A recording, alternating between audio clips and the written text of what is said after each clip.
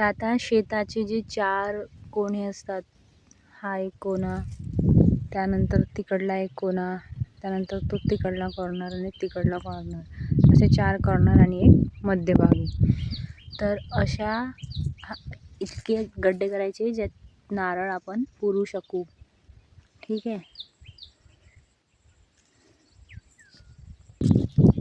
आता हे जे नारळ आहे, व्हायब्रेटेड नारळ, हे 2 डोळे इकडल्या शेताकडे, जसं काही आपले पिकं वगैरे आपण लावतो तर शेताकडे बघत आहे अशा पद्धतीने ठेवायचं असे, आणि हे उभं ठेवायचं. ठीक आहे. यामध्ये याच्यात आपण पहिले फुलं टाकू.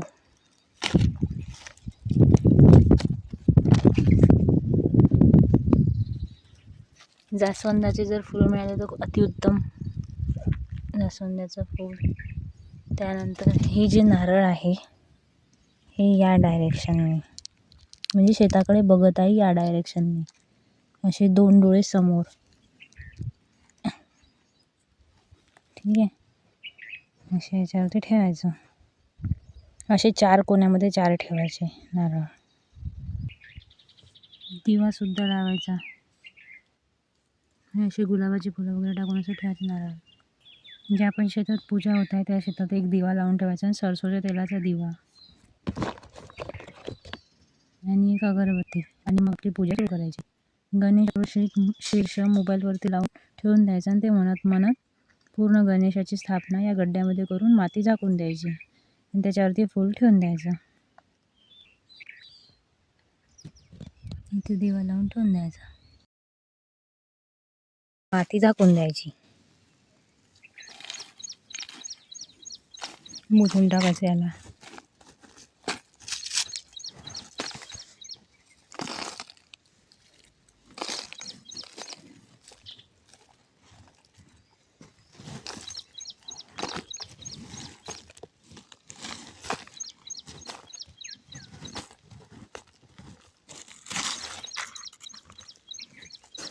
असे 4 कोपऱ्यात 4 नारळ पुरायचे याच डायरेक्शननी, शेताकडे बघत आहे या डायरेक्शननी.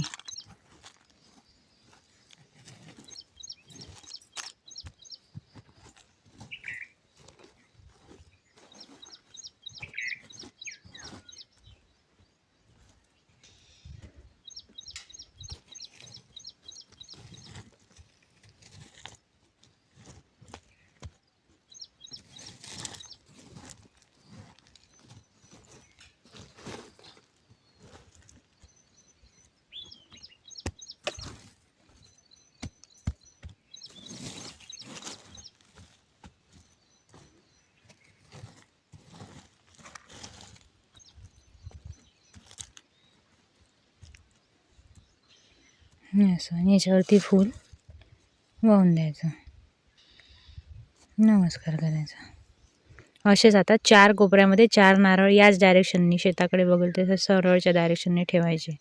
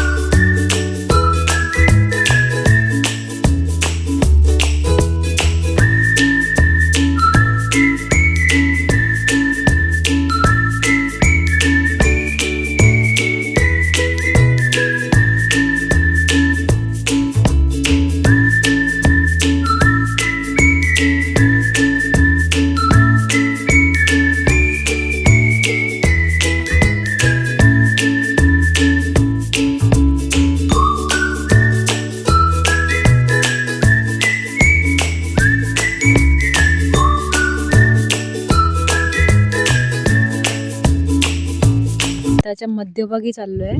शेताच्या मध्यभागी सुद्धा गड्डा करायचा आपल्याला, म्हणजे 4 कोण्यात 4 गड्डे आणि मधामध्ये एक.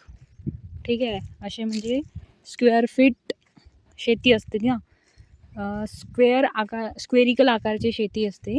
4 असे राऊंड असतात आणि मध्यभागी एक.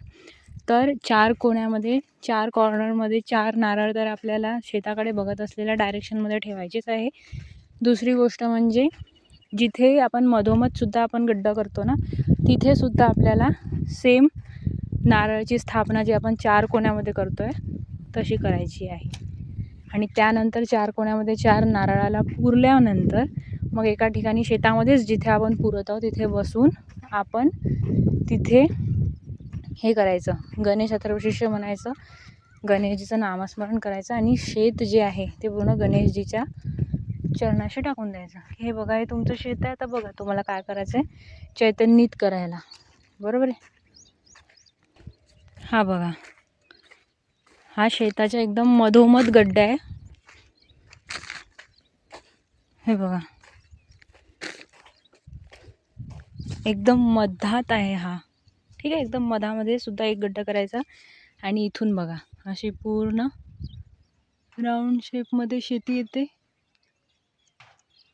ठीक आहे, अशा 4 कॉर्नरमध्ये 4 आपलं झालेली आहे स्थापना. आता हा मध्यभागी. ठीक आहे, याला कसं करायचं, समोरच्या डायरेक्शनने इकडे बघत आहे असं. ठीक आहे, याच्यामध्ये पण सेमच. आपण पहिले जास्वंद टाकूया, कारण गणेशजीला हे पण खूप आवडतं. बरोबर आहे. आणि या आकाराचं नारळ इकडे बघत आहे अशा. आणि इथे थोड्या गुलाबाच्या पाकळ्या. आणि तेच माती पुरून टाकायची आहे ना. इथेच बसायचं आणि गणेश अथर्वशीर्ष लावायचं, थोडा वेळ बसायचं. मग त्यानंतर ओम त्वमेव साक्षात गणेशजीचा मंत्र म्हणायचा. आणि त्यानंतर गणेश स्तुती म्हणून एक प्रेयर करायची की हे श्री माताजी, या शेतामध्ये गणेश तत्व जागृत करा आणि या क्रॉप्सला, या जमिनीला पूर्णपणे पॉझिटिव्ह आणि सकारात्मक बनवा, शुद्ध बनवा, पवित्र बनवा. एवढं चैतन्य भरा की या शेतातला एकूण एक दाना एकदम स्वच्छ आणि पवित्र बनू दे. आणि जो पण याला खाऊ दे त्याचं सगळं म्हणजे त्याच्या चित्तामध्ये शुद्धता पसरू दे, गणेशजीचे शुद्ध विचार पसरू दे. मग म्हणजे आपण जे पिकवत आहोत त्या पिकामधून सुद्धा डिवाईन व्हायब्रेशन्स आपण त्यांच्यापर्यंत पोहोचवतो आहे. ठीक आहे.